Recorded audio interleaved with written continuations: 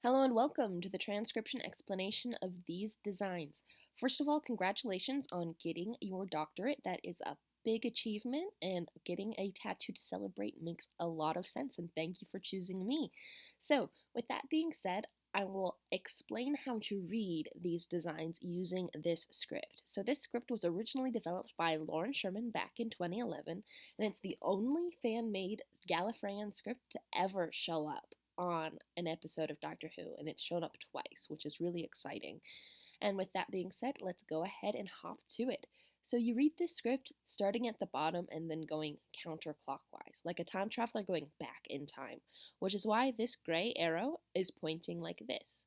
And we make our letters not by a direct letter to letter, as far as like one shape meaning the same letter.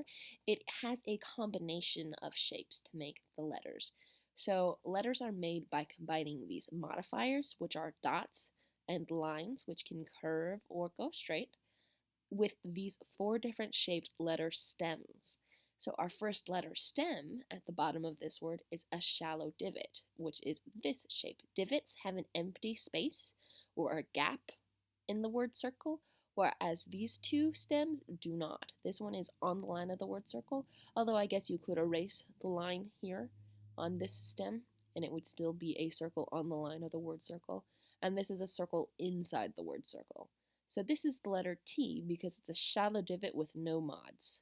Our next letter is the same stem. It's still this shallow divot shape, except it has 3 dot mods, so that would be an R. Our next letter is a U because it's a vowel. It's a little circle. Vowels are these little guys, and they have different positions depending upon what vowel they are and if they're attached on one of these 4 different letter stems. So this U has a line going outwards and is on the line of the word circle. So an E is on the line, and U is like E, but with a line out. So there's that U. And then we have a shallow divot with 1, 2, 3 line modifiers. And because this line ends on it twice, it counts twice. So even if it curves around and it's just one line like this, because it ends here and here, it counts twice. So we have this thin one, this thick one, and this thin one. So that would be 3 lines on a shallow divot is an S. And then our last letter T is a shallow divot with no modifiers. Even though this line passes through it, because it doesn't end on it, it doesn't count. So this is another T just like this T. So trust. And then our next word starts here at the bottom and going counterclockwise. We hit our first letter over here. And it's a circle inside the word circle. And there are 1, 2, 3 lines on it. So that would be an M. And then here's an E. It's just like the U, but with no lines. So me. And then this thing going around the words is the sentence circle. And we have a punctuation mark on the sentence circle. This is a comma because it's filled in. So that would be the comma between trust me. And then our next word is this one inside this word circle. And we have the letter I first, with a line going towards the middle. And then this M has 1, 2, 3 lines on it. And that's the same as this I'm, except I did the M lines a little bit different. Also, the thickness does not matter. In this script, line thickness is just decoration, unless you're stacking consonants, which you would read thin to thick. But there's none of that in this design, so the line thickness does not matter whatsoever.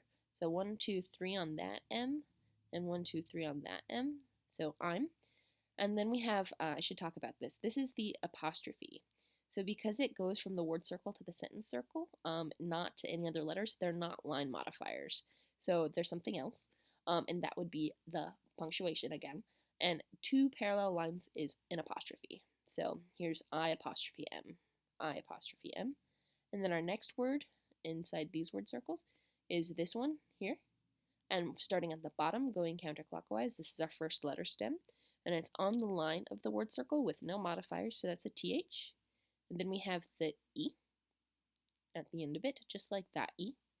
And then our last word here starts at the bottom, and it has a deep divot, like this, with 3 dots, 1, 2, 3. So that would be a D. And then we have a vowel on the consonant.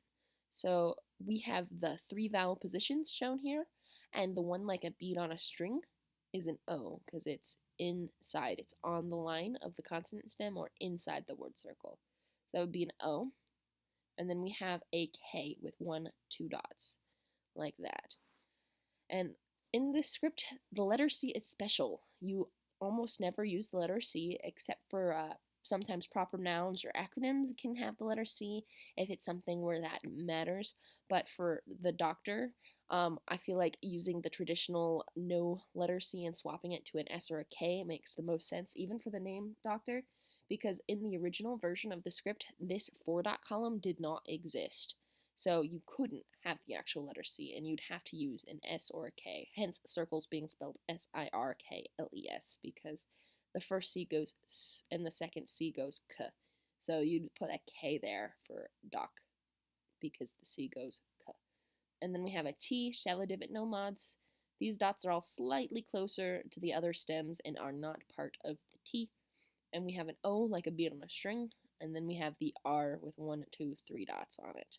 So doctor, which is the same design as there. So I'm the doctor, and trust me, comma, I'm the doctor.